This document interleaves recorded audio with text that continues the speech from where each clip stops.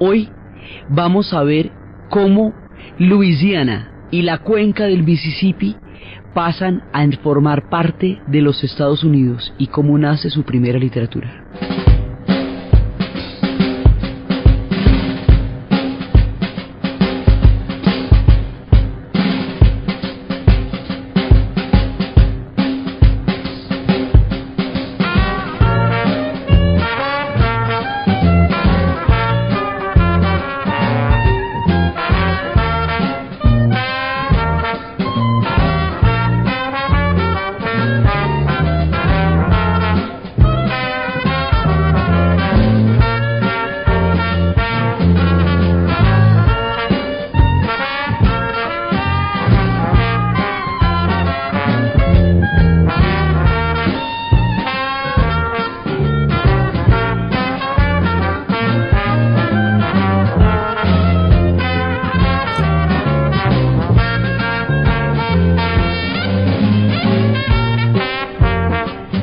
La vez pasada estábamos viendo cómo se formó la ley que hizo posible la unión de los estados y la creación del país. Entonces ya tenemos un país, como tantas veces en la historia del mundo.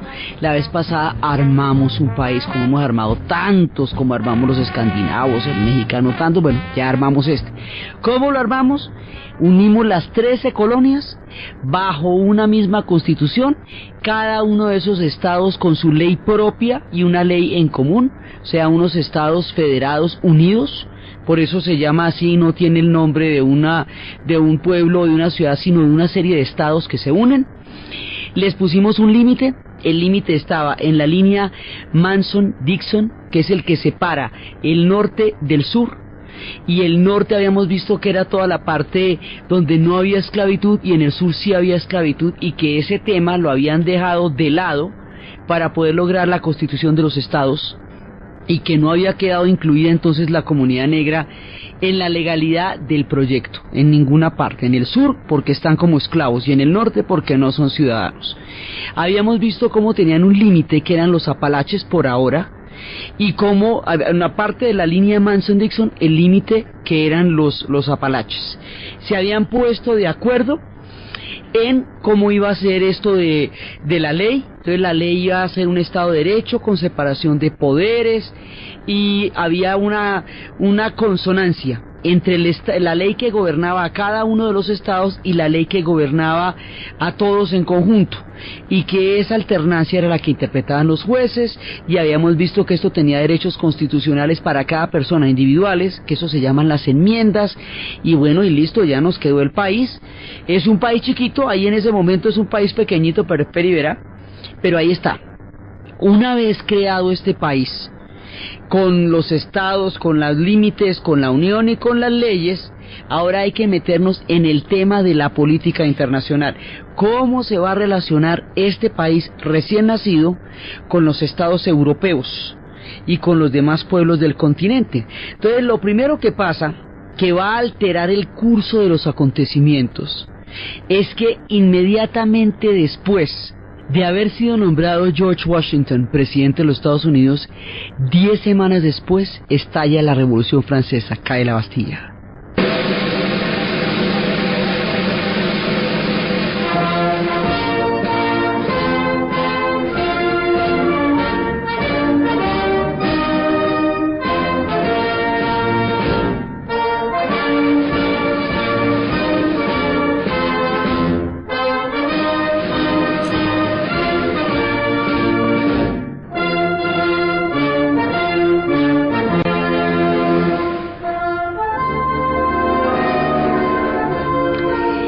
Esto pone patas arriba todas las relaciones internacionales, porque entonces aquí ¿cómo vamos a hacer?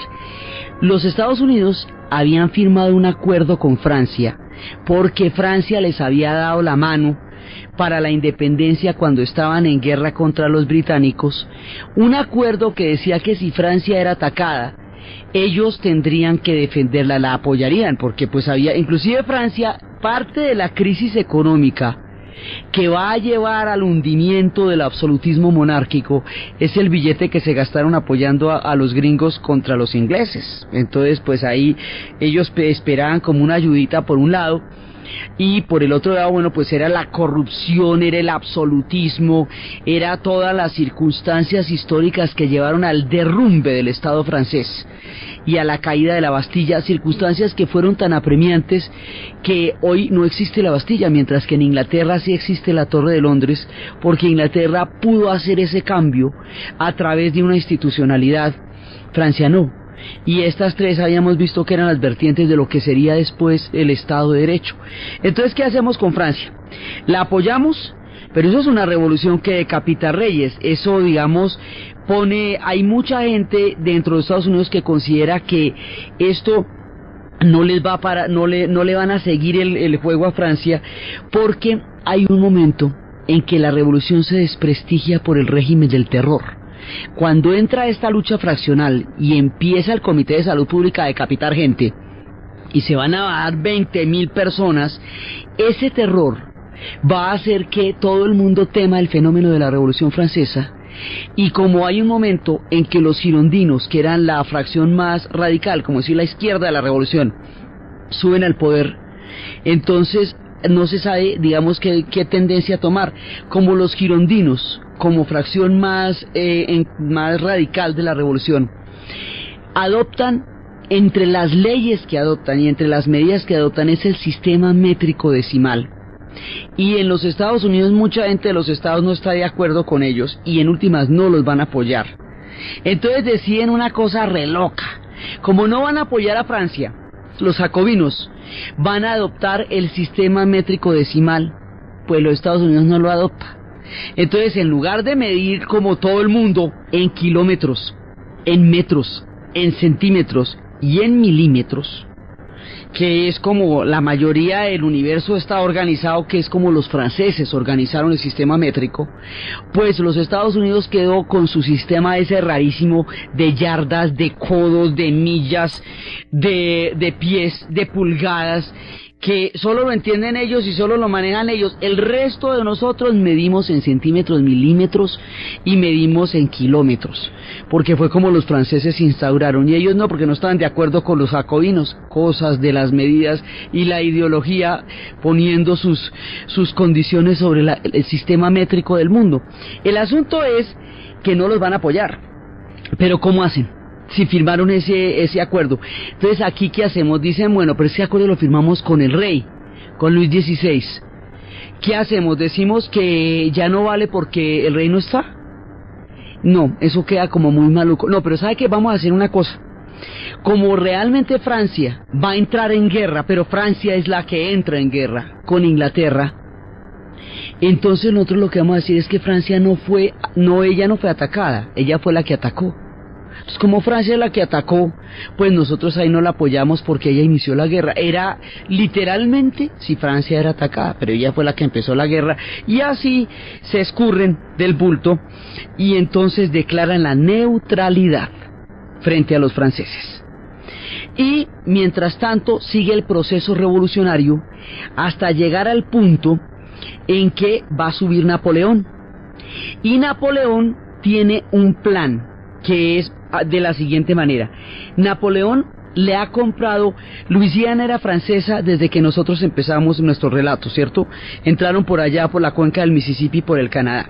En uno de esos ires y venires de las guerras y las batallas, España compró Luisiana y en ese momento la tenían los españoles. Napoleón se la vuelve a comprar a los españoles para volverla a tener, con el objetivo de tener una entrada francesa al continente americano, teniendo como base Haití. Pero resulta que Haití, o sea, ya Haití, los españoles le habían dado la parte dominicana, la parte española de Haití, y toda la isla era francesa. Entonces tenían toda la isla francesa, y si mantenían la Luisiana, que se la acababan de comprar los españoles, pues ahí hay un corredor lo más bacano por la cuenca del Mississippi, bien chévere. O sea, y era una manera de pasar por todo el nuevo mundo, ya que eso se nos había perdido en la guerra anterior que habíamos visto. Pero resulta que aquí hay una variable de la historia, como la historia es de impredecible. resulta que los haitianos no solamente se van a ver liberados de la esclavitud por la Revolución Francesa, sino que van a querer su independencia por las mismas ideas de la Revolución Francesa, que habla de la autodeterminación de los pueblos. Ellos se la aplican. Todo el proceso de independencia de Haití, que es colosal, es el que narra Carpentier en El siglo de las luces, y es todo el periodo que nosotros vimos de Toussaint Louverture, que fue toda la historia de la independencia de Haití, que es un proceso impresionante. Pero Haití se independiza de Francia, queda como una isla completa, nueva, independiente. Entonces, sin Haití, Luisiana ya no sirve, porque no está la base para poderse meter ahí. ¿Ve? Eso era como un gancho, como un pie para poderse meter. Sin Haití, Luisiana no sirve. Entonces, por el otro lado, los Estados Unidos necesitaría comprar por lo menos la cuenca del Mississippi para poder, digamos, ir ampliando ese territorio. Ya tenemos claro el destino manifiesto, es que de ahí en adelante esas colonias se van a expandir. Pero si se expanden y ahí hay un pedazo que todavía está bajo el control de Francia, pues ahí hay como un tapón, ¿cierto? Entonces sería chévere de una vez comprarnos que fuera la cuenca del Mississippi, aunque sea ese pedacito.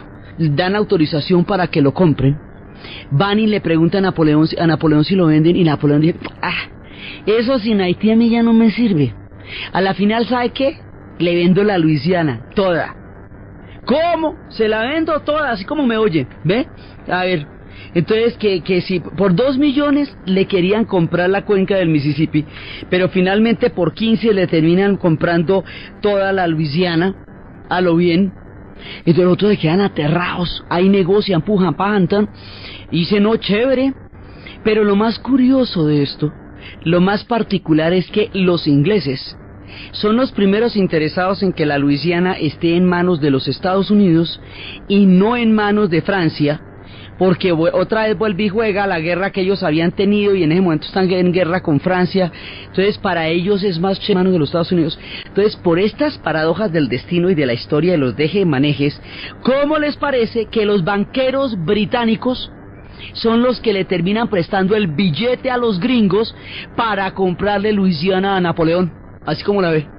Sí, en plena guerra y tal, pero a la final le terminan prestando el billete para que los Estados Unidos le compre al hombre la Luisiana, cosa que ellos hacen. Napoleón ya necesita toda la plata del mundo, va a armar un guerro, no, por toda Europa, y en ese momento no necesita la Luisiana, en cambio sí necesita todo el billete para la acción que está transcurriendo en Europa.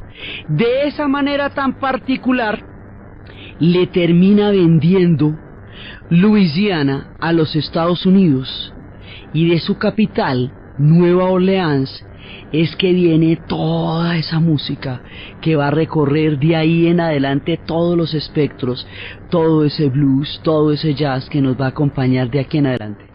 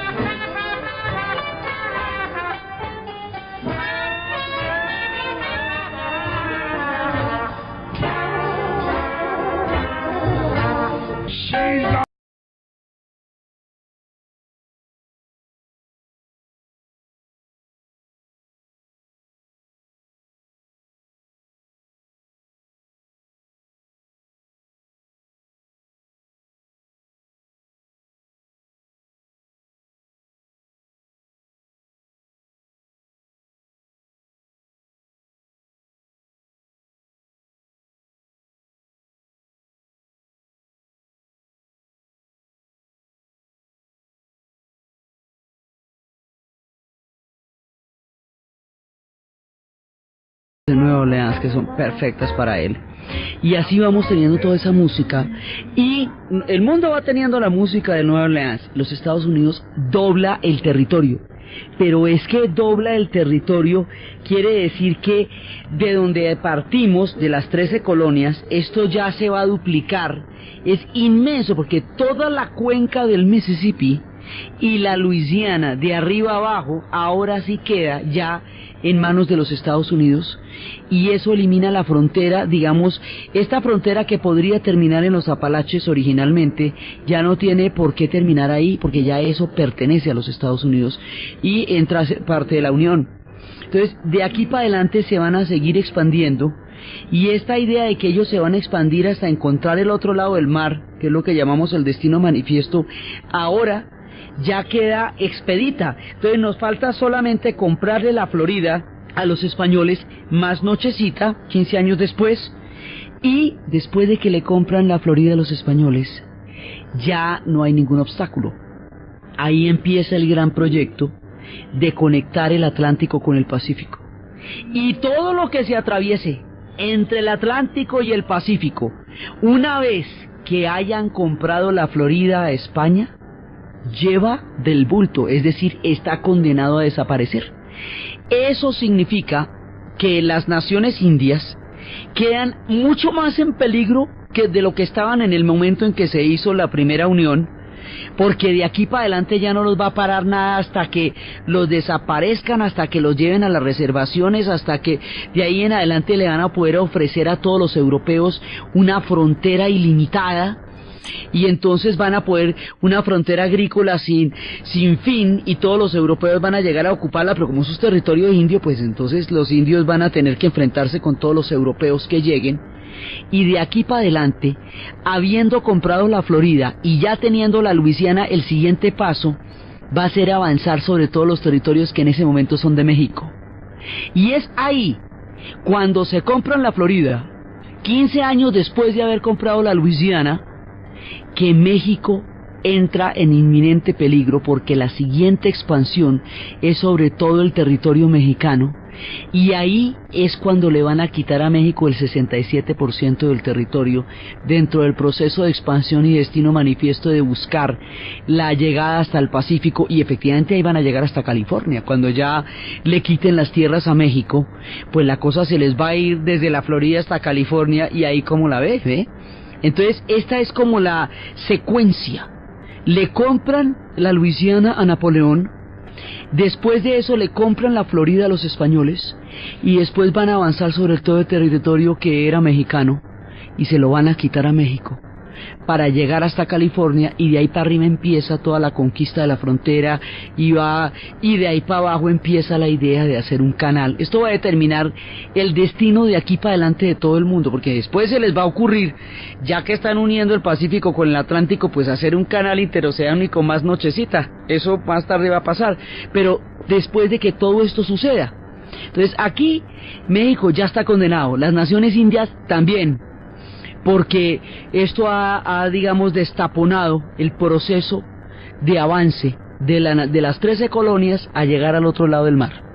Entonces, vamos ahí. Pero, ¿qué vamos a hacer con Europa? Europa sigue, de todas maneras, en ese montón de guerras, y Estados Unidos no se podía meter con esas guerras porque hasta ahora se estaba formando. Tener a los británicos en contra o a favor no es muy complicado para ellos. Entonces deciden, vamos a hacer una cosa, nos vamos a mantener aislados de todas las guerras europeas, que se maten como mejor les parezca, porque es que desde las guerras napoleónicas, pasando por las revoluciones románticas, hemos dicho, esto va a haber unas guerras, casi 22 años de guerra van a tener los europeos. Entonces los Estados Unidos dice, bueno, eso allá, que se maten como quieran, y esta idea de no intervenir en Europa, que es parte, digamos, de una doctrina fundamental, les va a durar prácticamente hasta la Segunda Guerra Mundial, porque en la primera se vieron arrastrados, pero en la segunda es que deciden que ellos sí van a entrar a apoyar a Europa contra los alemanes en la Segunda Guerra. O sea que desde aquí en adelante su idea es no intervenir en Europa. Eso no quiere decir en el hemisferio, quiere decir en Europa. Ahí no se van a meter. Que los europeos van a ver cómo resuelven sus problemas. Eso lo llamamos el aislacionismo. No van a permitir ninguna colonización europea en el hemisferio. O sea, quiere decir que los europeos no pueden venir a hacer colonias acá. Quiere decir que ellos apoyarán la independencia de los pueblos de América del Sur, que va a venir inmediatamente después, y que eso quiere decir, por ejemplo, que más adelante, ya cuando llegue la última independencia, la de Cuba contra España, ellos se van a meter del lado de Cuba contra España, pero el tema es que los europeos no se vayan a meter en el continente, en ninguno de los lados. Por eso era que la idea de que los franceses se metieran en el canal de Panamá, hacer un canal interoceánico, era peligrosísima, de acuerdo con este planteamiento. Este planteamiento se va a conocer con el nombre de la doctrina Monroe. Y la doctrina Monroe, esto de América para los americanos, tiene en su sentido original, eso más noche tiene otras connotaciones, pero al principio lo que quiere decir es que los europeos no pueden establecer ningún tipo de colonia en toda la América, y que los Estados Unidos no se va a meter en las guerras europeas, que en este continente todo el mundo que se libere va a quedar liberado, y los europeos no van a tener ninguna injerencia en la suerte y en el destino de este continente de aquí para adelante. Eso es lo que quiere decir América para los americanos. Después ya esto va a tener las intervenciones se van a dar dentro del hemisferio, pero no con Europa. Esto deslinda la historia de los europeos, las guerras de los europeos y cualquier tentación que tengan los europeos de retomar colonias en el continente americano. Eso es lo que significa. Entonces, de esa manera, ellos deciden que no van a, esa es su política exterior, no meterse con nadie, declararse neutrales, aprovechar esos conflictos para poder resolver el tema de los territorios y empezar su proceso de expansión. Y así es que ellos van creando su país y van empezando su proceso de expansión. La figura de George Washington va a ser muy importante para ellos, por eso va a ser la capital, va a llevar su nombre, o la nueva capital va a llevar su nombre, y él va a recordarnos la idea de un personaje que en tiempos del Imperio Romano se llamaba Cincinnatus. Cincinnatus tenía la idea de no aprovecharse del poder. Cincinnatus era un agricultor, y en un tiempo de una crisis de Roma le dieron las armas para que dirigiera y solventara la crisis. Él se puso al frente de los ejércitos, solventó la crisis, asumió la situación, la resolvió, y cuando la resolvió se devolvió para su casita con su arado fresco de la vida, donde nadie más lo fuera a buscar. El ejemplo de este hombre, que no se aprovechó del poder cuando tuvo la oportunidad, va a ser emulado por George Washington, cuando después de la guerra de independencia le digan que se tome el poder. No, él dice no, él se va para su finca, y es mucho tiempo después cuando van a elegirlo presidente, ya una cosa es elección de presidente, que él va a aceptar, pero él es un hombre que se va a alejar del poder. Y eso, por ejemplo, no pasó en América Latina, salvo en el caso de San Martín, que también dejó la independencia lista y se fue. Por este ejemplo de Cincinnatus, es que hay una ciudad en Estados Unidos que se llama Cincinnati, y era, digamos, como una de las inspiraciones políticas de George Washington, esta figura que solventaba una crisis pero no se aprovechaba del poder, pudiendo hacerlo en un momento de árgidas circunstancias. George Washington va a ser presidente, y luego un día que va a salir en un frío bien horrible, le va a dar una gripa de esas bien miedosas, y en lugar de curarle la gripa con agüepanelita, pues digámoslo así, tranquilamente en la camita, le hacen 4 sangrías de esas que eran en la época, y termina muriéndose de eso. Entonces, pero va a ser una figura icónica, y por eso se llama así la capital. Entonces, ahora ya tienen todo muchísimo más consolidado. Ya está la nación, ya están los procesos de expansión, ya está la ley, ya están las condiciones en que se van a gobernar. Ahora falta crear un imaginario, y el imaginario lo va a dar la literatura. Y aquí es que va a empezar a nacer una literatura propiamente americana, que es lo que le va a dar el primer sustrato de existencia cultural, una vez que hayan existido ya en forma de nación. Ahora vamos a crear el imaginario, y el imaginario lo da la experiencia literaria.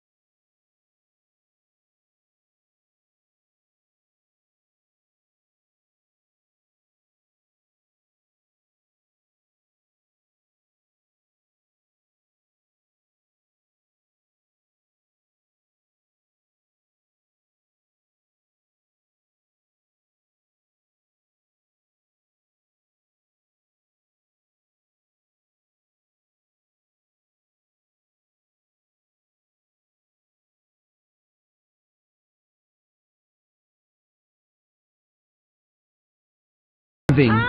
Washington Irving es un hombre que ha nacido en una familia muy conservadora, en un lugar muy particular, y él decide que va a aprovechar que está enfermito para viajar en chaques de salud, y se va por Europa y se va por todas partes y va a la Alhambra y escribe los famosos cuentos de la Alhambra y va mirando cómo es el mundo, y para crear, digamos, un imaginario en Estados Unidos, que es una nación tan recién formada y que viene de los europeos en la manera como quedó, pues el hombre lo que se trae es un montón de herencias de las historias europeas y va a montar en su literatura un imaginario a partir de los europeos.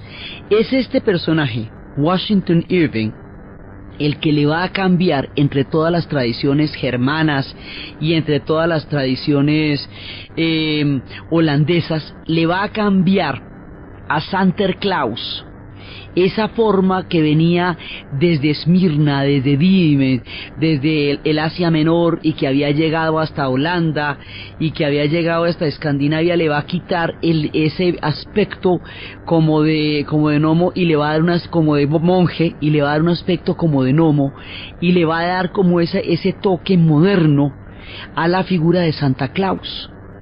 Él va a hacer a la Navidad en Estados Unidos algo equivalente a lo que va a hacer Dickens en Inglaterra, cuando Dickens escribe el cuento de Navidad, y esto combinado con el árbol de Navidad que va a hacer el príncipe Alberto en el Palacio de Buckingham cuando llegue después de casarse con Victoria, es el equivalente a lo que hacen en los Estados Unidos con la figura, con la serigrafía, con las historias de Santa Claus. Y así es como Santa Claus, que originalmente había llegado por la vía de los holandeses en Nueva Ámsterdam, como Nueva York era Nueva Ámsterdam, ahora en tiempos de Washington Irving, especie de monje holandés ahora va a tomar una figura muchísimo más moderna, mucho más parecida al Santa Claus que nosotros conocemos, hasta que ya el viejito rojo y blanco lo vaya a hacer ya después en 1930 Thomas Nacht, cuando una campaña comercial. Pero el que le va a dar, digamos, como el toque navideño, como esta vitalidad al rito de la Navidad en Estados Unidos, es Washington Irving. Entonces él, digamos, empieza a crear las historias a partir de historias europeas para empezar a generar un imaginario. Es como el primero, y va surgiendo poco a poco una literatura. Después de él viene un personaje que es Cooper, y él va a descubrir el territorio. O sea, ya tenemos como un principio, un primer imaginario que viene de los europeos, pero ahí está, todavía se le acusa de ser muy europeizante a Washington Irving, todavía muy pegado de los ingleses. Ya viene un tipo que es muchísimo más afianzado, que es Cooper, y ya va a empezar a hablar del territorio, de todo lo agreste, de todo lo salvaje, de todo el territorio, del territorio que está cambiando. Este hombre no cree en las transformaciones, le parece que las transformaciones están acabando mundos importantísimos. Entonces él empieza a contar las aventuras de las naciones que van desapareciendo. Como acuérdese que los primeros que van a desaparecer son las naciones iroqueses y algonquinas, porque eran los que habían apoyado a los ingleses en la independencia, primero a los franceses y luego a los ingleses en la independencia. Cuando se van los franceses y cuando se van los ingleses, ellos van a ser borrados del mapa. Él empieza a recobrar la nación india que se está acabando, y esa manera de recobrar la nación india pone en el imaginario de la literatura estas figuras de las naciones indias, y particularmente pone la figura del último mohicano, esa novela que va a ser una película, que se hizo una versión relativamente reciente con Daniel Day-Lewis y con Madeleine Stowe, del último mohicano. Esas son todas las historias de Cooper.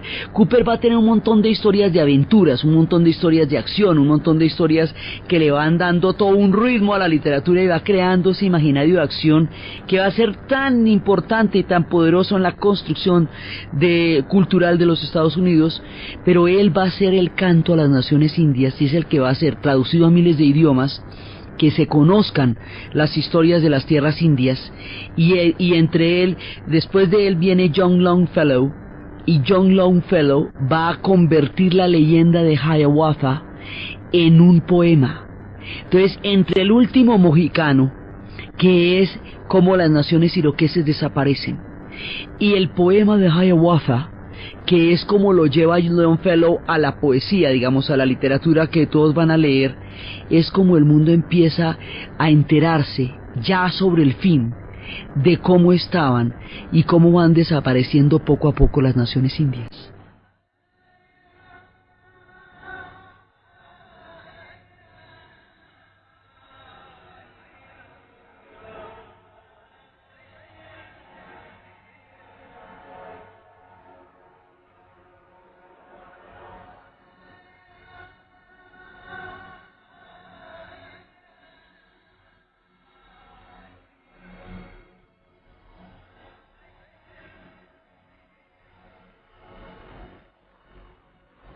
Ahí vamos viendo las primeras naciones, las grandes federaciones de los iroqueses y los algonquinos, y con ellos el último mohicano y la literatura de Hiawatha. De esta manera Hiawatha va a ser conocido por el mundo blanco, por el mundo de los lectores europeos y americanos, porque en las naciones indias él era el que había llevado la paz y la concordia, habían crecido con su espíritu, pero ya no regresaría porque su barca había atravesado el mar.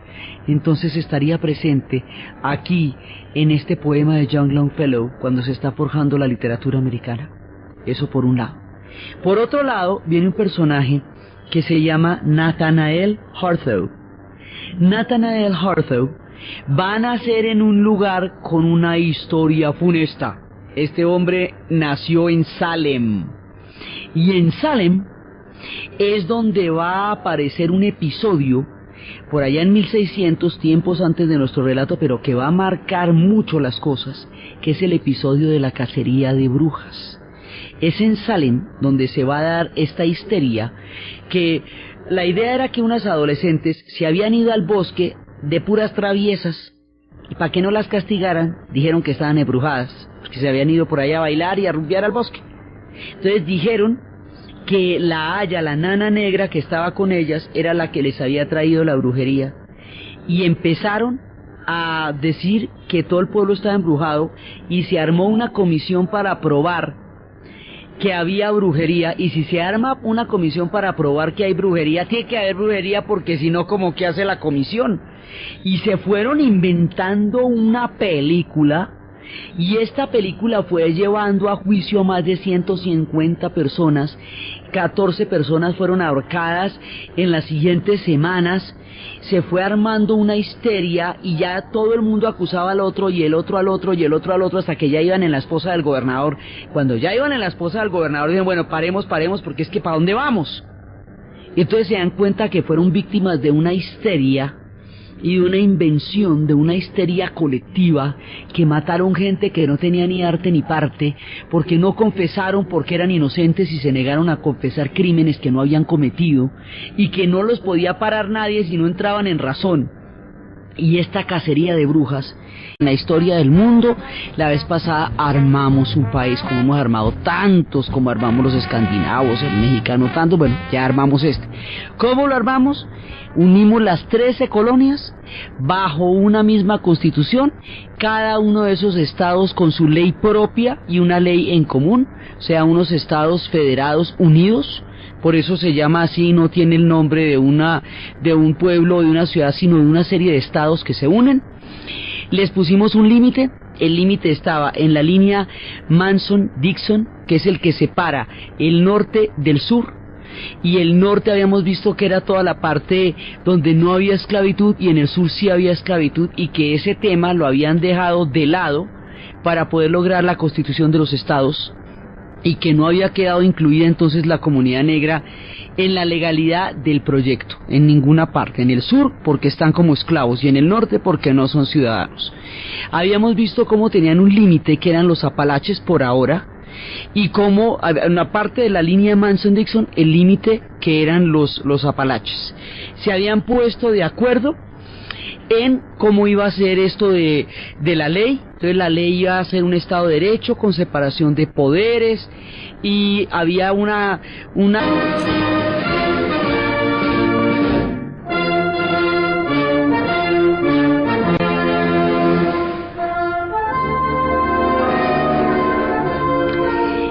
esto pone patas arriba todas las relaciones internacionales, porque entonces aquí ¿cómo vamos a hacer?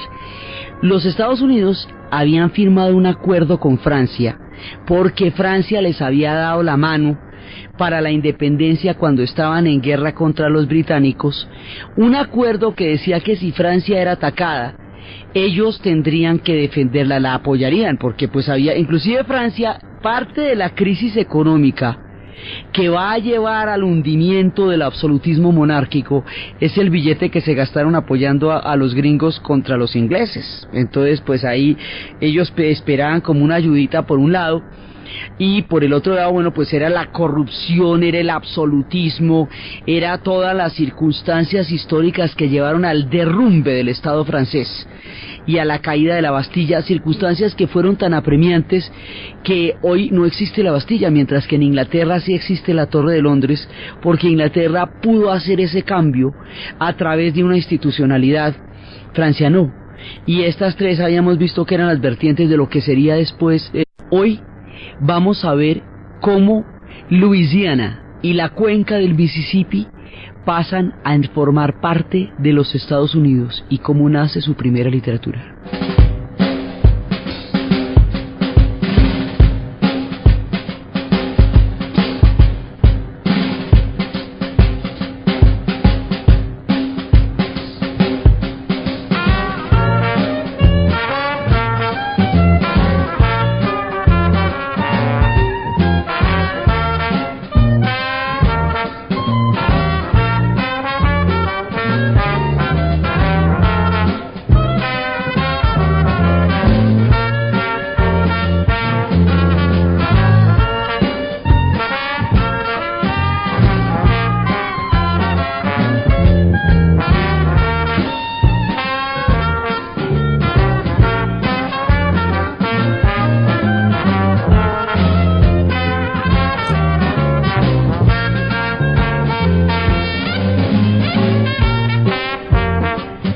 La vez pasada estábamos viendo cómo se formó la ley que hizo posible la unión de los estados y la creación del país. Entonces ya tenemos un país, como tantas veces en la consonancia entre la ley que gobernaba a cada uno de los estados y la ley que gobernaba a todos en conjunto, y que esa alternancia era la que interpretaban los jueces, y habíamos visto que esto tenía derechos constitucionales para cada persona individuales, que eso se llaman las enmiendas, y bueno, y listo, ya nos quedó el país.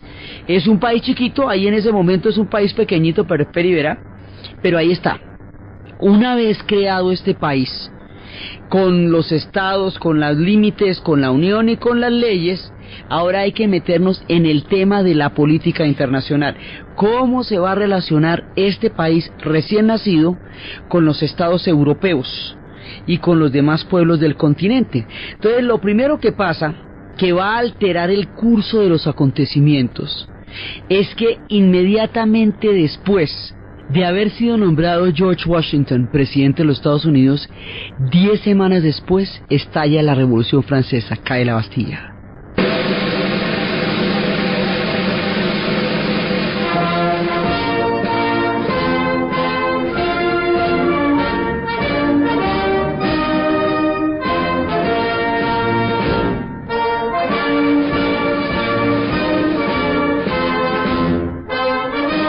El Estado de Derecho. Entonces, ¿qué hacemos con Francia? ¿La apoyamos? Pero eso es una revolución que decapita reyes. Eso, digamos, hay mucha gente dentro de Estados Unidos que considera que esto no les va no le van a seguir el juego a Francia, porque hay un momento en que la revolución se desprestigia por el régimen del terror. Cuando entra esta lucha fraccional y empieza el Comité de Salud Pública a decapitar gente, y se van a dar 20.000 personas, ese terror va a hacer que todo el mundo tema el fenómeno de la Revolución Francesa, y como hay un momento en que los girondinos, que eran la fracción más radical, como decir la izquierda de la revolución, suben al poder, entonces no se sabe, digamos, qué tendencia tomar. Como los girondinos, como fracción más radical de la revolución, adoptan, entre las leyes que adoptan y entre las medidas que adoptan, es el sistema métrico decimal. Y en los Estados Unidos mucha gente de los estados no está de acuerdo con ellos y en últimas no los van a apoyar. Entonces deciden una cosa re loca. Como no van a apoyar a Francia, los jacobinos van a adoptar el sistema métrico decimal, pues los Estados Unidos no lo adopta. Entonces, en lugar de medir